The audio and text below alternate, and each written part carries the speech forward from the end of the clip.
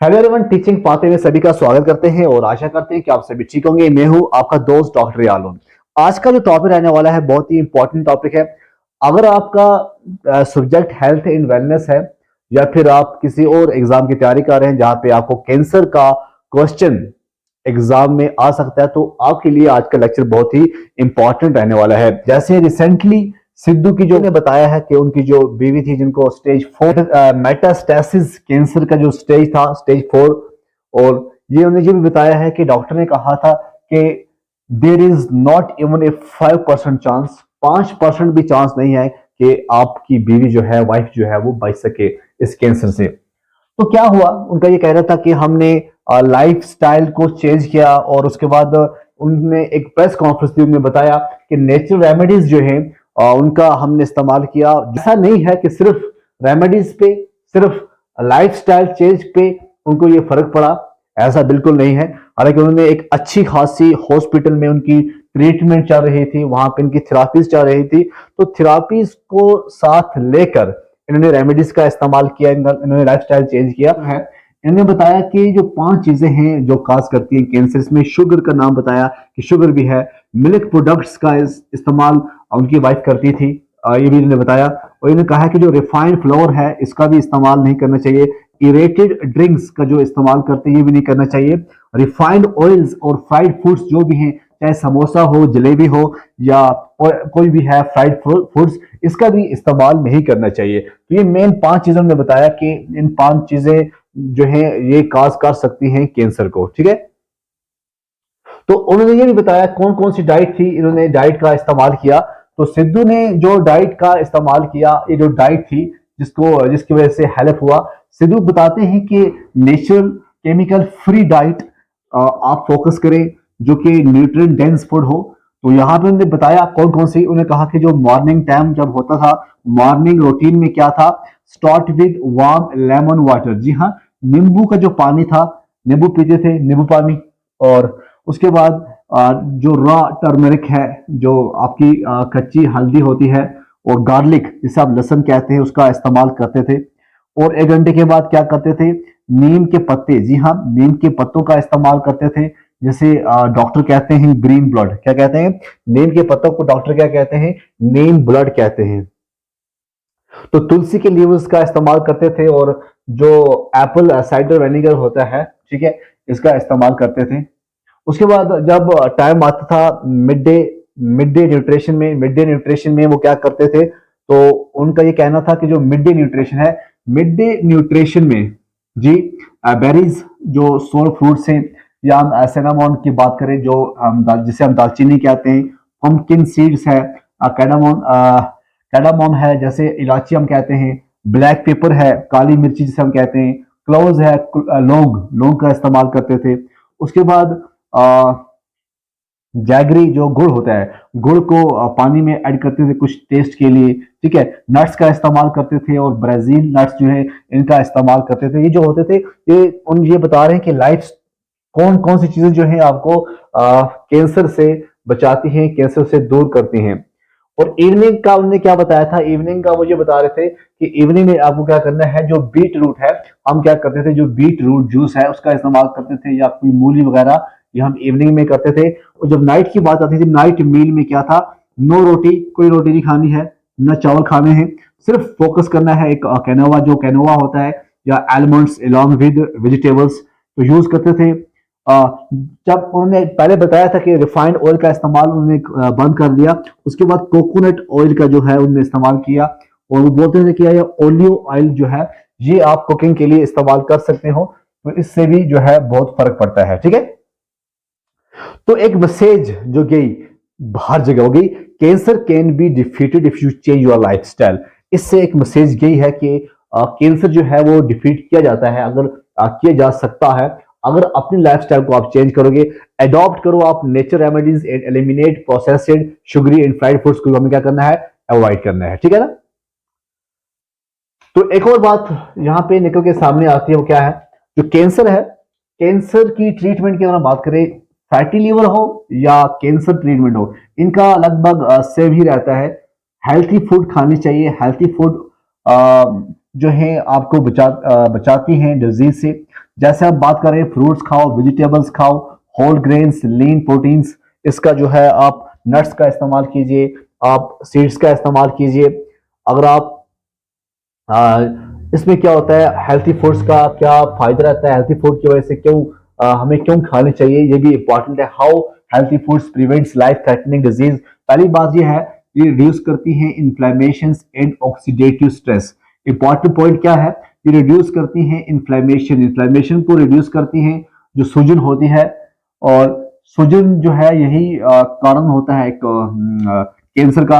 Antioxidants neutralise harmful free radicals को, ठीक है, जो काज करती हैं सेलुलर डैमेज। उसके बाद ये हेल्थी फूड्स क्या करती है, हेल्प्स करती है मैनेज वेट, वेट को मैनेज करने के लिए, क्योंकि न्यूट्रिएंट डेंस और लो कैलोरीज फूड जो होती हैं वो प्रिवेंट करती है ओबेसिटी को, जो मोटापा होता है उसको, जो कि एक मेजर कैंसर रिस्क जो है फैक्टर माना जाता है। Regulate blood, regulate bodily systems. अब इसमें क्या है, आपको एक चीज जो है आपको देखनी पड़ेगी। फाइबर करता है इंप्रूव डाइजेशन को, control cholesterol, stabilise blood sugars, healthy fats and potassium support करता है कार्डियोवैस्कुलर हेल्थ को।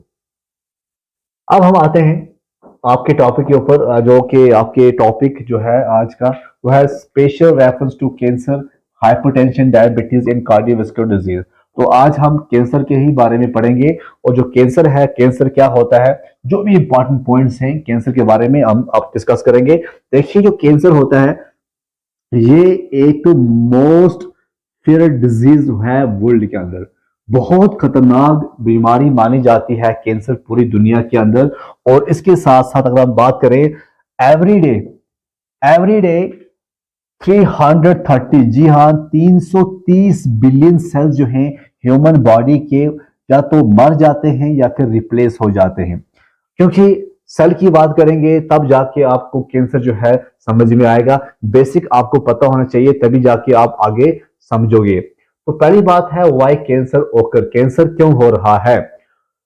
आपको एक बात पता ही होगा, कोई लोग ऐसे होते हैं जो अल्कोहल का इस्तेमाल नहीं करते, वो सिगरेट नहीं पीते, फिर भी उनको कैंसर होता है। उसके बावजूद अगर हम दूसरी बात करें, बहुत सारे लोग ऐसे होते हैं जो अपनी लाइफ को स्मोकिंग के अंदर, ड्रिंकिंग के अंदर वो रखते हैं, बट उनको कैंसर नहीं होता है। हाउ इज दिस पॉसिबल, ये कैसे पॉसिबल है, ये हमें पहले देखना है कि कैसे पॉसिबल है। ठीक है, देखो अल्कोहल जो है alcohol increase the risk of 7 types of cancer. ऐसा है, शराब की वजह से 7 किस्म का कैंसर होता है, जिसमें अगर हम बात करें चाहे लिवर कैंसर हो, ब्रेस्ट कैंसर हो, इसोफेगस कैंसर हो, ये अल्कोहल से होते हैं। स्मोकिंग की बात करें, 16 टाइप्स ऑफ कैंसर जो है स्मोकिंग से होता है, एक किस्म का नहीं 16 किस्म का, 16 किस्म के कैंसर जो है वो स्मोकिंग से होते हैं। जैसे हम लंग कैंसर हो, पैनक्रियाटिक कैंसर हो, माउथ कैंसर हो, थ्रोट कैंसर हो, ये जो कैंसर होते हैं ये यहां से होते हैं। ठीक है, उसके बाद there are more than 200 types of cancer. कितने हैं, कोई पूछे आपको तो देखा जाए अभी एक नहीं, दो नहीं, बल्कि 200 टाइप्स ऑफ कैंसर जो है वो पाए जाते हैं। तो अल्कोहल और smoking are definitely 2 of the major reasons. ऐसा नहीं है कि नहीं है, ये बहुत बड़े 2 मेजर रीजंस जो हैं कैंसर के माने जाते हैं, बट और भी बहुत सारे रीजंस हैं इसको छोड़ के जिससे होता है। जैसे हम बात करें, सबसे पहले हम बात करेंगे, एक ये आपको एक वर्ड देखने को मिलेगा थैलेसीमिया। आप कहोगे सर ये वर्ड क्या आ गया, ये कहां से आ गया थैलेसीमिया। देखियो, थैलेसीमिया ये कैंसर नहीं है भाई, ठीक है, थैलेसीमिया ये कैंसर नहीं है, बट देखा गया है आज के इस दौर में देखा गया है कि मैक्सिमम पेशेंट्स जिनको थैलेसीमिया होता है उनको चांस रहते हैं कैंसर होने के। जी हाँ, जिनको थैलेसीमिया होता है, थैलेसीमिया क्या होता है, थैलेसीमिया एक इनहेरिटेड ब्लड डिसऑर्डर होता है जो कि अफेक्ट करता है बॉडी की एबिलिटी टू प्रोड्यूस हीमोग्लोबिन। उसकी बॉडी हीमोग्लोबिन को प्रोड्यूस नहीं कर पाती, वो हेल्थी रेड ब्लड सेल्स नहीं बना पाती। ठीक है, उसको हम कहते हैं थैलेसीमिया। तो इसकी ट्रीटमेंट के लिए ब्लड को ट्रांसफ्यूज किया जाता है या आयरन जेनेटियम जो थेरेपी है इसको इस्तेमाल किया जाता है। तो इंडिया की बात करें, इंडिया को बताया गया है thalassemia capital of the world. जी हाँ, thalassemia capital of the world India को माना गया है क्योंकि देखा गया है 10,000 से 15,000 चिल्ड्रन जो है हर साल पैदा होते हैं जिनको थैलेसीमिया होता है। अब जो थैलेसीमिया होता है उनके अंदर the body ability to produce haemoglobin जो है इसमें जो प्रॉब्लम आती है, तो इसी वजह से हम ये कह सकते हैं वो बच्चे जिनको थैलेसीमिया की डिजीज है, जिनको थैलेसीमिया है, उनको ज्यादा चांस होते हैं। The overall incidence of cancer was 52% higher. देखो क्या बता रहे हैं आप पढ़ोगे, बुक्स पढ़ोगे, बुक्स के अंदर क्या लिखा है, ओवरऑल इंसिडेंस जो है कैंसर के 52% हायर हैं। किनके अंदर, थैलेसीमिया पेशेंट्स के अंदर। ये 2015 की जब आप ताइवान की स्टडी पढ़ते हैं तो वहां पे ये बताया गया है। Now friends, to understand cancer is important to understand stem cell. तो अगर हमें कैंसर पढ़ना है तो कैंसर से पहले हमें एक इंपॉर्टेंट जो पॉइंट है वो है स्टेम सेल के बारे में। तो रोल ऑफ स्टेम सेल्स क्या होता है, ठीक है, यही स्टेम सेल होते हैं जो आपके सेल्स बनाते हैं। जी हाँ, understanding cancer requires in understanding of stem cells because of the significant role. इसका सिग्निफिकेंट रोल रहता है स्टेम सेल का, इसी वजह से इसका इंपॉर्टेंट है। What are stem cells? Stem cells क्या होते हैं? देखिए, स्टेम सेल्स जो होते हैं ये डेवलप करते हैं to many different types of cells, ठीक है, क्योंकि जब अनकंट्रोल्ड ग्रोथ होती है सेल्स की, वही क्या बनाते हैं, कैंसर बनाते हैं। तो सेल्स के बारे में पता हो, स्टेम सेल जो है ये रिस्पॉन्सिबल होते हैं बहुत सारे डिफरेंट टाइप्स ऑफ सेल को डेवलप करने के लिए। दे कैन रिप्लिकेट, ये रिप्लिकेट करते हैं, रिपेयर डैमेज टिश्यू को करते हैं। अब कुछ फैक्ट देखते हैं, कुछ की फैक्ट्स हम देखेंगे स्टेम सेल के बारे में। देखिए इसमें क्या है, सबसे पहली बात यह है, जब बिगिनिंग होती है, जब मतलब मेल और फीमेल ने आपस में, मतलब फीमेल और मेल जब इनकी शादी हुई, ठीक, उसके बाद क्या होता है, मेल का जो स्पर्म है या फीमेल का जो ओवा है ये मिले, ठीक, उसके बाद ये जाइगोट बना। तो आगे प्रोसेस जब स्टार्ट होती है, सेल का डिवीजन होता है। ये कहता है at the beginning of pregnancy, pregnancy की बिगिनिंग में एम्ब्रियोनिक स्टेम सेल जो हैं वो बनने स्टार्ट हो जाते हैं और found in the blastocyst stage. जो ब्लास्टोसिस्ट स्टेज होता है वहां पर एम्ब्रियोनिक स्टेम सेल आपको देखने को मिलेंगे। These cells can develop into any type of cell required by the body. Body को जिस टाइप के सेल रिक्वायर्ड होंगे उस हिसाब से वो बनते जाएंगे, बट कौन बनाएगा, यही जो है स्टेम सेल जो है वो बनाते हैं। और हम ह्यूमन की बात करें, ह्यूमन जब ग्रो करता है, जब बड़ा होता है ह्यूमन, तो जो एडल्ट स्टेम सेल होते हैं जिन्हें हम सोमैटिक स्टेम सेल कहते हैं वो वहां पे एग्जिस्ट करते हैं। These can differentiate only according to the tissue और ऑर्गन दे आर इन। जैसे हम ये कह सकते हैं कि वो उसी हिसाब से डिफरेंशिएट करेंगे। जैसे हम बताएं आपको, जो स्टेम सेल्स हैं ब्रेन के अंदर सिर्फ ब्रेन सेल्स ही बनाएंगे। स्टेम सेल्स सेकंड के अंदर सिर्फ कन्वर्ट सेकंड में होंगे और सेकंड ही बनाएंगे। इस तरह से डिफरेंट जहां जहां ये जाएंगे वो वहां पे वैसा ही बनाएंगे। तो इंटरेस्टिंग फैक्ट क्या है? इंटरेस्टिंग फैक्ट ये है, ह्यूमन जो बॉडी है हमारी, ह्यूमन बॉडी जो है इसमें अप्रोक्सीमेटली 400 टाइप्स ऑफ सेल जो हैं वो आपको देखने को मिलेंगे। एक यंग चाइल्ड जो होता है उसके अंदर 17 ट्रिलियन सेल जो हैं वो पाए जाते हैं, और एक एवरेज एडल्ट फीमेल की अगर हम बात करें, एडल्ट फीमेल के अंदर 28 ट्रिलियन सेल्स जो है आपको देखने को मिलेंगे, और एक एवरेज एडल्ट मेल के अंदर आपको 36 ट्रिलियन सेल्स जो है आपको देखने को मिलेंगे। और इंपॉर्टेंट इंटरेस्टिंग फैक्ट क्या है, एवरी डे, हर दिन 330 बिलियन सेल्स जो हैं वो रिप्लेस होते हैं। जी हाँ, every day about 330 billion cells जो हैं वो रिप्लेस होते हैं। तो फिलोसफिकल इंसाइट क्या है, अब फिलोसफिकल इंसाइट भी देखते हैं। फिलोसफिकल इंसाइट में क्या कहते हैं, You are not the same person you were this morning. You keep on changing every moment like a river. तो ये एक पुरानी कहावत है कि हम जो हैं जैसे होते हैं हम बिल्कुल चेंज होते हैं, हमारे तमाम सेल जो हैं वो दोबारा से बनते हैं, आते हैं। तो ये कहते हैं कि ऐसा नहीं है, एक बंदा जो सवेरे होता है वो शाम को नहीं होता है, जो शाम को होता है वो रात को नहीं होता है। तो जैसे एक राइवर जो है वो चेंज होता रहता है, जैसा पानी उसका दिन में होगा वो पानी आपको दिन में वहीं मिलेगा, वो मत मिलेगा। तो इस तरह से ये कहते हैं, ये पुरानी कहावत है कि इस तरह से हमारी बॉडी के अंदर सेल्स जो है वो रिप्लेस होते रहते हैं। तो अब लीवर का क्या रोल रहता है, लीवर का भी रोल देखते हैं। लीवर आपको पता ही है, the liver is a unique organ. हमारी बॉडी के अंदर लीवर जो है एक यूनिक ऑर्गन क्यों है? एक यूनिक ऑर्गन इसलिए है क्योंकि एक्ट करता है लाइक ए लेजर्स टेल। जी हाँ, यहाँ पे लेजर्स टेल की बात क्या है कि ये रिजनरेट करता है। इवन अगर 90% लीवर डैमेज होता है या 90% लीवर जो है वो कट ऑफ कर दिया जाए तो फिर भी लीवर खुद रीजनरेट होता है। जैसे एक लिजर्ड होता है, उसकी टेल जब कट जाती है तो टेल वापस हो जाती है, इस तरह से हमारा जो लिवर होता है वो दोबारा से वापस आ जाता है। तो इम्पैक्ट क्या है अल्कोहल का और पोर लाइफस्टाइल का ऑन द लिवर?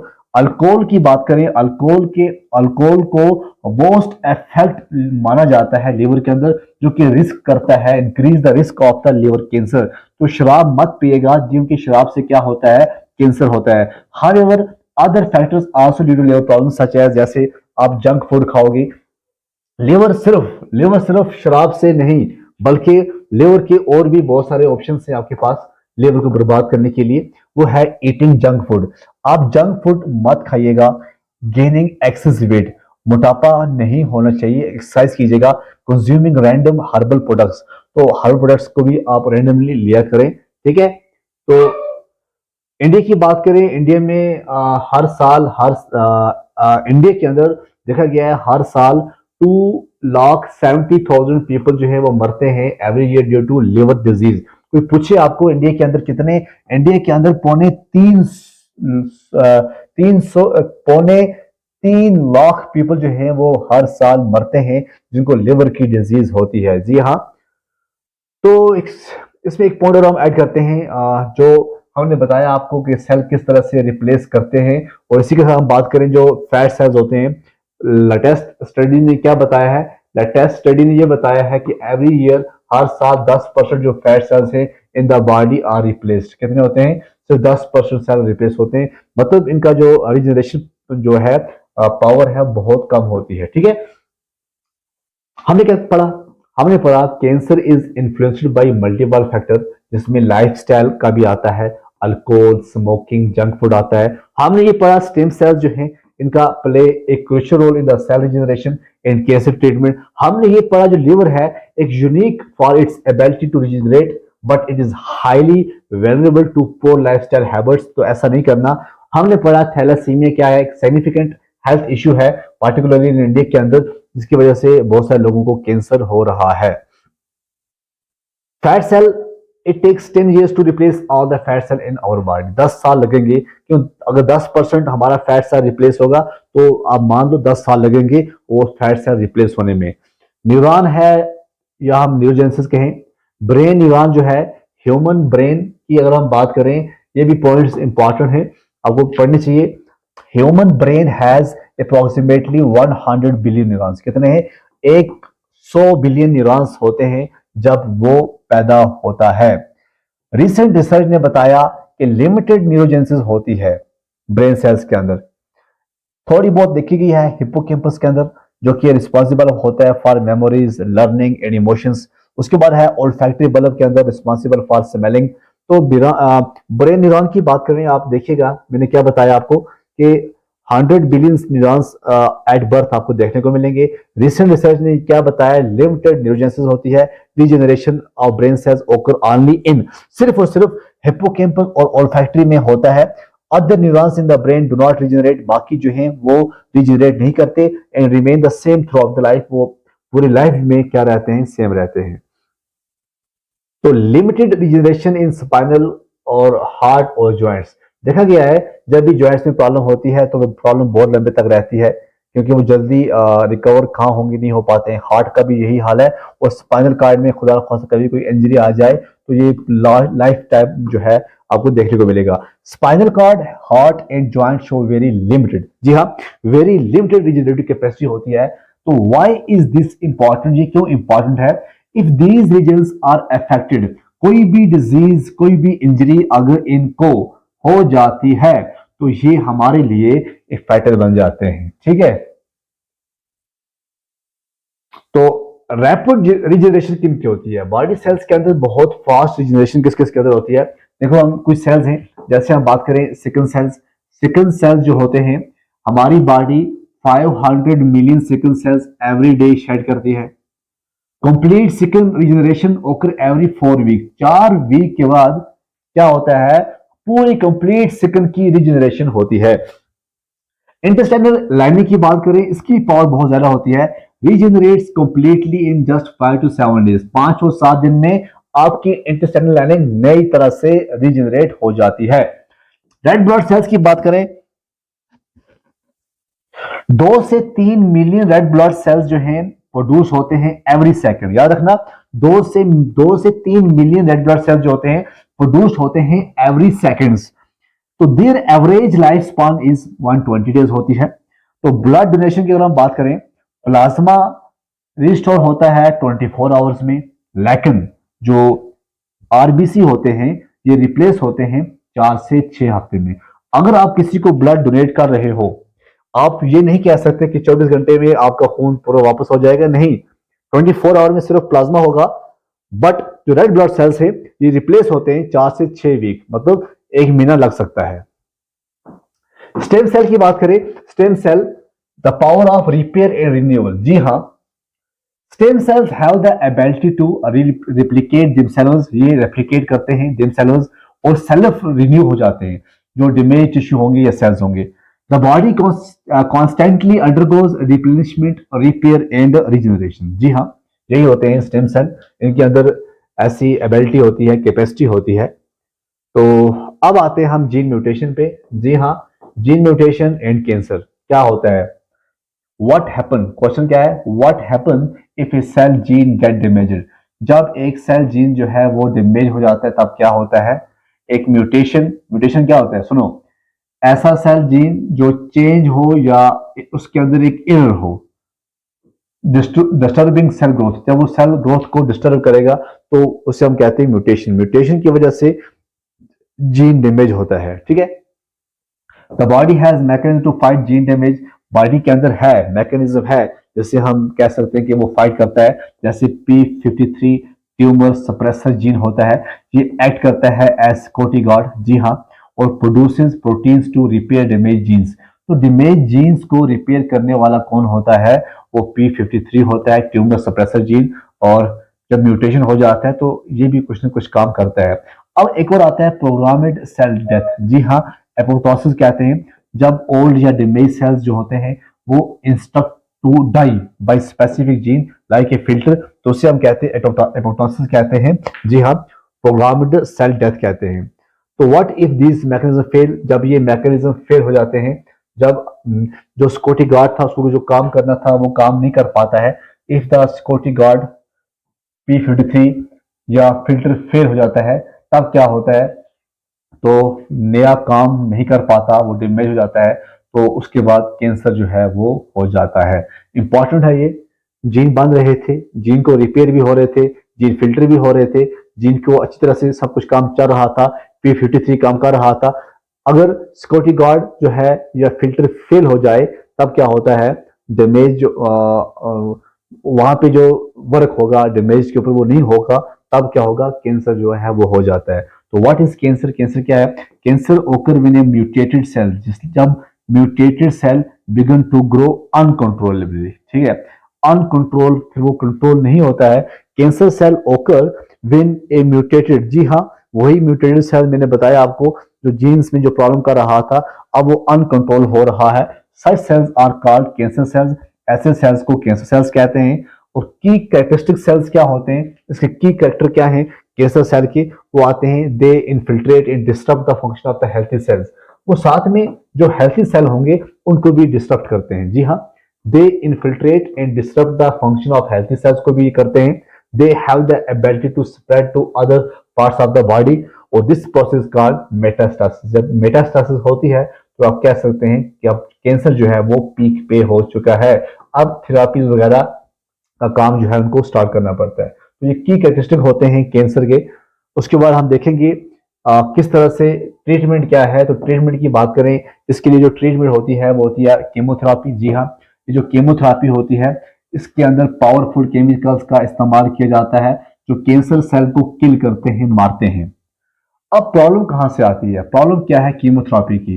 कीमोथेरापी की सबसे पहली प्रॉब्लम ये है, जो केमिकल्स किल करते हैं कैंसर सेल्स को, वो सिर्फ कैंसर सेल को नहीं करते बल्कि जो फास्ट रीजनरेटिंग सेल्स होते हैं, जो हेल्थी सेल्स होते हैं, उनको भी अफेक्ट करते हैं जी। फॉर एग्जांपल मैंने बोला हेयर फॉलिकल सेल्स बहुत फास्ट ये रिग्रो करते हैं, बट इस टाइम क्या होता है जब हम कीमोथेरेपी जब करते हैं तो ये अटैक इसके ऊपर भी होगा, क्योंकि ये बहुत ज्यादा जल्दी जल्दी फास्ट ग्रोइंग सेल्स हैं, रीजनरेट करते हैं क्विकली। तो कीमोथेरेपी से क्या होता है, हेयर लॉस होता है। तो आपने कई बार देखा होगा जो भी कीमोथेरेपी जिसको की जाती है वो क्या होते हैं, वो गंजे होते हैं। जी हाँ, उनके बाल निकल जाते हैं।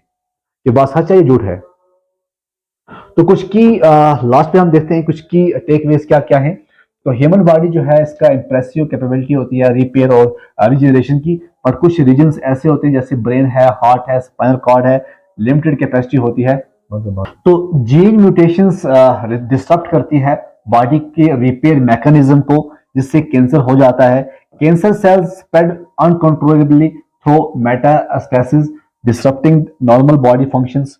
उसके बाद कीमोथेरेपी का हम इस्तेमाल करके, इसकी ट्रीटमेंट करके क्या करते हैं, कीमोथेरेपी की ट्रीटमेंट से जो कि इफेक्टिव है, जो कि हेल्थी फास्ट ग्रोइंग सेल्स को भी अफेक्ट करती है और साइड इफेक्ट करती है, जैसे हमने बोला आपको हेयर लॉस। ठीक है, ये कुछ कैंसर के बारे में है।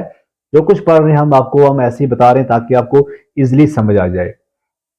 तो इम्पैक्ट क्या रहता है, कीमोथेरेपी का क्या इम्पैक्ट है बॉडी के अंदर, ये हम जानेंगे। देखिए इम्पैक्ट क्या है कीमोथेरेपी का, ये इसका रोल क्या रहता है स्टेम सेल्स ट्रांसप्लांट का। पहले हम देखते हैं effect of chemotherapy on the body. Body में क्या है, कीमोथेरेपी जो है रैपिडली रीजनरेटिंग इम्पैक्ट करती है rapidly generating cells which cause significant side effect. अगर डाइजेस्टिव सिस्टम की बात करें, आपको मैंने पहले बताया इंटेस्टाइन के अंदर पावर होती है, ये रीग्रो करते हैं रैपिडली। तो कीमोथेरेपी जो है उसकी वजह से उल्टी हो सकती है, डायरिया हो सकता है, वोमिटिंग हो सकती है, डायरिया हो सकता है। बोन मैरो डैमेज की बात करें, बोन मैरो क्या है, bone marrow is the soft spongy जहां पे स्टेम सेल बनते हैं। Bone marrow is a soft spongy tissue, ये इनसाइड द बोन्स होता है। दो टाइप का होता है, एक होता है बच्चों येलो बोन मैरो, दूसरा होता है रेड बोन मैरो। अगर हम येलो बोन मैरो की बात करें, फैट्स को प्रोड्यूस करना, कार्टिलेज या बोन सेल्स को प्रोड्यूस करना, ये येलो बोन मैरो का काम होता है। और जो ब्लड स्टेम सेल्स होते हैं, जी हाँ, जैसे आरबीसी है जो कैरी करता है ऑक्सीजन, और उसके बाद क्या है देयर डिस्ट्रक्शन कॉज, इसका अगर डिस्ट्रक्शन हो जाए तो एनीमिया हो जाती है। ठीक है, एंड लो हीमोग्लोबिन लेवल हो जाती है अगर डिस्ट्रक्शन होता है। तो व्हाइट ब्लड सेल्स जो हैं, ये भी हम किसकी बात कर रहे हैं, हम रेड बोन मैरो की बात कर रहे हैं। ये डब्ल्यूबीसी बनते हैं, ये फाइट करते हैं infections in sufficient WBC increase the risk of contracting disease. तो अगर ये कम है तो आप क्योंकि अगर काम होता है फाइट अगेंस्ट इन्फेक्शन, अगर ये कम होते हैं तो आप बीमार हो सकते हैं। प्लेटलेट्स की बात करें, ये आपको पता ही है ब्लड क्लॉटिंग, मतलब अगर आपको कहीं कट हो जाता है, अगर ब्लड आ जाता है तो आपका देखा होगा आपने 10 मिनट में 5 मिनट में आपका जो ब्लड है वो रुक जाता है। वो प्लेटलेट्स होती हैं जो हेल्प करती हैं। तो अगर लो प्लेटलेट्स होंगी तो वो एक्सेसिव ब्लीडिंग जो है देखने को मिलेगी। तो देखा आपने क्या कुछ साइड इफेक्ट भी हो रहे हैं, ठीक है ना। तो हम किस तरह से प्रिवेंट हो सकते हैं, कर सकते हैं अपने आप को ड्यूरिंग कीमोथेरेपी। जब हम कीमोथेरेपी चलती हो तब हमें क्या कुछ करना चाहिए। डॉक्टर सजेस्ट करते हैं कि बैलेंस न्यूट्रिशन डाइट हो, सफिशिएंट सोना हो, स्ट्रेस रिडक्शन हो, गुड हाइजीन हो। अपने हाथ धो लो अच्छी तरह से, मास्क को वेयर कीजिएगा, avoid bacterial and viral infection, ठीक है, इनको अवॉइड कीजिएगा। और रेगुलर एक्सरसाइज आपको करनी ही होगी। और आप रेगुलर एक्सरसाइज नहीं करोगे तब आपको ओबेसिटी होगी या प्रॉब्लम होगी, तो ये चीजें भी आपको देखनी पड़ेंगी। तो अब क्या है, अगर किसी को रिस्टोर करना हो अपने हेल्थी ब्लड सेल्स को, वो क्या किस तरह करते हैं, ठीक है। कैंसर पेशेंट है, सेल्स उसके प्रॉब्लम में आ चुके हैं, अब उसको किस तरह से रिस्टोर करेगा। तो restore healthy blood cells destroyed during chemotherapy. Chemotherapy जब होती है तो ये डिस्ट्रॉय हो जाते हैं। अब उसको क्या करते हैं, स्टेम सेल ट्रांसप्लांट करते हैं, जिसे हम कहते हैं बोन मैरो ट्रांसप्लांट, ये परफॉर्म किया जाता है। इसमें पहली बात होती है, हम पढ़ेंगे कुछ ट्रांसप्लांट्स के बारे में, टाइप्स के बारे में। एक होता है ऑटोलॉगस स्टेम सेल ट्रांसप्लांट। इसमें क्या होता है, पेशेंट जो है, मतलब मैं पेशेंट हूं, मुझे अपने ही हेल्थी स्टेम सेल्स को जो है यूज किया जाएगा। मतलब किस तरह यूज किया जाएगा? मुझे अगर कीमोथेरेपी हो रही है, ब्लड मेरे ही अंदर से एक बाजू से निकाला जाएगा, उसको प्रोसेस किया जाएगा एक एफरेसिस मशीन के अंदर, जहां पे स्टेम सेल्स को सेपरेट किया जाएगा और जो ब्लड बचेगा मेरे ही अंदर वो वापस रिटर्न किया जाएगा, ठीक है, थ्रू द अदर आर्म्स। तो जब कीमोथेरेपी एलिमिनेट करती है, after chemotherapy eliminates cancer cells, the stem cells are returned. Okay, ये है पहला। दूसरा होता है एलोजेनिक। मैंने पहले बोला कि अपने से खुद कर रहा हूं। दूसरा है एलोजेनिक्स। एलोजेनिक में क्या होता है? जो हेल्थी स्टेम सेल्स होते हैं ऑब्टेन किए जाते हैं डोनर से, दूसरे से किए हैं, मुझसे नहीं। तो body lakhs enough bone marrow. अब इसमें होता है, सबसे पहले किस तरह करते हैं, जैसे आपको ब्लड जो चाहिए, आपको ओ चाहिए, O negative, O positive, B positive, क्या चाहिए, तो HLA यहाँ पे मैचिंग की जाती है। HLA होता है ह्यूमन ल्यूकोसाइट एंटीजन। कोई पूछे HLA क्या है? HLA होता है ह्यूमन ल्यूकोसाइट एंटीजन। ये मैचिंग होना बहुत जरूरी है। जब ये मैचिंग हो जाएगी तब आप उसको दे पाओगे। अब क्या है, बड़ा मुश्किल है ये। 1 लाख में एक आदमी के HLA आपको मिलेंगे, मैच करेंगे। तो इसी वजह से जो एलोजेनिक स्टेम सेल ट्रांसप्लांट है, बड़ा मुश्किल से आपको मिल सकता है। तो ऐसे आप देख सकते हैं, बहुत सारी हिस्ट्रीज आप पढ़ सकती हैं, जहां पे आपको देखने को मिलेगा कई लोगों का कैंसर ठीक हुआ है, HLA से किस तरह से उन्होंने ट्रांसप्लांट किया है स्टेम सेल को। तो ये भी आप पढ़ लेना यूट्यूब के ऊपर। तो इसमें एक चीज है, एक एक एनजीओ है जिसे हम कहते हैं DMKS, ठीक है, जिसका टैगलाइन है वी डिलीट ब्लड कैंसर। तो ये कर रहे हैं फाइंड मैचिंग डोनर्स। अगर आप चाहते हो कि आपका जो HLA है वो क्या है, कौन सा है, तो आप आज ही यहाँ पे रजिस्टर कर सकते हैं। ये ग्लोबल डेटाबेस है जो कि world wide stem cell registry करते हैं। तो स्टेम सेल डोनेशन प्रोसेस क्या होती है, इसको भी आपको पता होना चाहिए। तो यहाँ पे क्या होता है, 3-4 घंटे का प्रोसीजर होता है। पहली बात है, स्टेम सेल डोनेशन प्रोसेस क्या है, पूछ सकते हैं आपको एग्जाम के अंदर। तो स्टेम सेल डोनेशन प्रोसेस क्या होती है, ये सिंपल होती है। पहला क्या होता है, 3 से 4 घंटे लगते हैं। पेरिफेरल ब्लड स्ट्रीम जो होते हैं, जिसे हम बोलते हैं PBSC मेथड, ब्लड को ड्रा किया जाता है एक आर्म से, उसको पास किया जाता है मशीन से, जो स्टेम सेल को सेपरेट करती है, रिमेनिंग ब्लड को रिटर्न किया जाता है। दूसरा होता है stem cell regeneration. Stem cells can regenerate naturally over time, the donors body replace the stem cells easily. तो ऐसा नहीं है कि पॉसिबल नहीं है, तो इजीली वो कर सकते हैं। तो अगर आपको जानना है तो आप donor@DKMS bmst.org पे जाके आप जान सकते हो अपना क्या कुछ करना है। तो कॉजेज क्या है सेल डैमेज के कैंसर के? पहली बात होती है कॉजेज क्या है सेल डैमेज के कैंसर के? Inherited mutation. पहला आता है इनहेरिटेड म्यूटेशन। कोई पूछे कॉजेज क्या है सेल डैमेज या कैंसर के? इनहेरिटेड म्यूटेशन का मतलब है अगर आप पैदा हुए हो म्यूटेटेड जीन से, तो usually happen when you are inherited damage genes from your parents, आपके बाप से आए हुए हैं। तो इम्पैक्ट क्या है, 5 से 10% कैंसर केस जो हैं वर्ल्ड वाइड, पूरी दुनिया के अंदर देखे गए हैं, जो कि इनहेरिटेड हैं, जिसके माँ बाप को कैंसर है, कैंसर सेल्स हैं, तो वो आगे जा रहे हैं। 5 से 10% जो है इनहेरिटेड म्यूटेशन की बात हो रही है। उसके बाद एज की बात करें, एज एंड कैंसर की बात करें, जो लोग ज्यादा बूढ़े हैं उनको ज्यादा चांस होते हैं कैंसर के। देखो अगर हम बात करें, ये रिसेंट 2017-2019 में एक सर्वे हुई थी जो कि कैंसर रिसर्च यूके ने की थी कि 90% कैंसर केसेस जो हैं वो पीपल एजेड 50 और ओल्डर, 50 से ऊपर आप होगे तो आपको ये खतरा रहता है कैंसर होने का, उससे नीचे कम खतरा होता है। तो ज्यादा जो पीक है 85 से 89 होता है, तो यंग में ये कम होता है। हाँ, कहीं का कोई प्रॉब्लम होगी है, कोई बीमारी से आपका इम्यून सिस्टम खराब हुआ है, वीक हुआ है, तो तब चांसेस बढ़ते हैं, अदरवाइज नहीं होते हैं। तो लाइफ स्टाइल जो है ये एक बहुत बड़ा फैक्टर है। Preventable cancer, according to 2017 analysis जो की थी अमेरिकन कैंसर सोसाइटी ने, इन्होंने कहा था 42% of cancer case are preventable due to lifestyle factor. अगर आप अपना लाइफस्टाइल को चेंज करोगे, 45% कैंसर जो है वो प्रिवेंटेबल, बच सकते हैं। स्मोकिंग नहीं करोगे, 19% लोग जो हैं जिनको कैंसर है स्मोकिंग की वजह से। अगर आप स्मोकिंग नहीं करोगे, आपको बहुत सारे टाइप के कैंसर नहीं हो सकते। अगर आप शराब नहीं पियोगे तो 5.6% कैंसर जो है केसेस वो देखे गए हैं, तो आपको नहीं होंगे। ओबेसिटी, अगर आप रेगुलर एक्सरसाइज करोगे तो 7.8% कैंसर जो है वो देखे गए हैं ओबेसिटी के। अब ओबेसिटी के आपको नहीं होगा। उसके बाद आता है 4.7% रेडिएशन से, यूवी रेडिएशन। सिंपल, आप क्या कीजिएगा, एक मोबाइल आप लीजिएगा, मोबाइल के अंदर डाउनलोड कीजिएगा अपना जो वेदर का ऐप होता है, वहां पे चेक कीजिएगा यूवी इंडेक्स।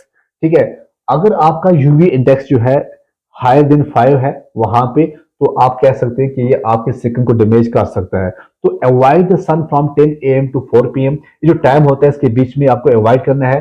जब अल्ट्रा वायलेट इंडेक्स जो है वो हाईएस्ट होता है, आप सनस्क्रीन का इस्तेमाल कीजिएगा जब आप बाहर निकलते हो। ठीक है, तो ऐसा जो है आपको करना चाहिए ताकि स्किन को भी प्रॉब्लम ना हो। तो अनहेल्थी डाइट अवॉइड करो, आप प्रोसेस्ड फूड को, एडेड शुगर्स को, कलरफुल वेजिटेबल्स मत खाओ। ठीक है, तो ये चीजें जो है आपको देखना पड़ेगा अच्छी तरह से। पैकेट फूड्स मत खाओ, पैकेट फूड जो है बहुत बड़े रिस्पॉन्सिबल है, क्योंकि जो पैकेट फूड्स होते हैं वो रिस्पॉन्सिबल होते हैं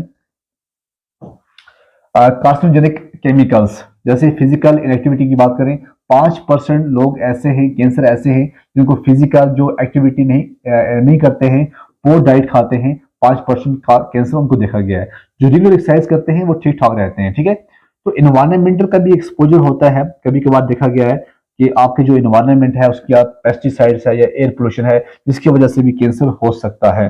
तो बहुत सारे पेस्टिसाइड, इंसेक्टिसाइड जो हैं हमारे बाहर होते हैं, तो उससे भी होता है। वायरल इन्फेक्शन, अगर आपको वायरल इन्फेक्शन है उससे भी कैंसर के चांसेस हो सकते हैं। वायरसेस दैट कॉज कैंसर, कौन कौन सा वायरस है जो कैंसर कॉज करता है? हेपेटाइटिस बी है, सी है, HIV है, ह्यूमन हेर्पेस वायरस है, ह्यूमन टी लेप्टोस्पिरोटिक वायरस है, मिरकिड सेल्स पोलामी वायरस है, HPV ह्यूमन पैपिलोमा वायरस है। तो किस तरह से आप बच सकते हो? आप वैक्सीनेटेड करो against these viruses to protect yourselves from related cancer. तो अब यूएसए ने बताया, रशिया ने बताया है कि हम कर सकते हैं। तो 42% कैंसर केसेस ऐसे हैं जो ग्लोबली बताया गया प्रिवेंटेबल हैं।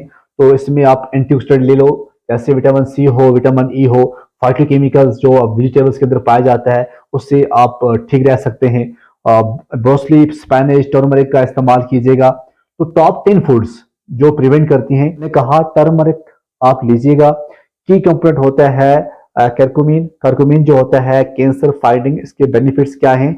ये एक्टिव कंपाउंड जो है टर्मरिक के अंदर होता है, पावरफुल एंटीऑक्सीडेंट होता है, एंटी इंफ्लेमेटरी प्रॉपर्टीज होती हैं जो कि हेल्प करता है growth of cancer cell, inhibit करता है ट्यूमर स्प्रेड एंड प्रोटेक्ट करता है हेल्थी सेल्स फ्रॉम डैमेज। तो आप हल्दी क्यों लोगे? क्योंकि हल्दी के अंदर करकुमिन है। ठीक है, उसके बाद ने कहा गार्लिक। गार्लिक के अंदर ने कहा है एलिसिन है। एलिसिन गार्लिक के अंदर है, तो ये कैंसर फाइटिंग बेनिफिट्स हो सकते हैं, क्योंकि एलिसिन जो है सल्फर कंपाउंड होता है गार्लिक के अंदर, जिसे हम एंटी कैंसर प्रॉपर्टीज इसके अंदर देखी गई हैं।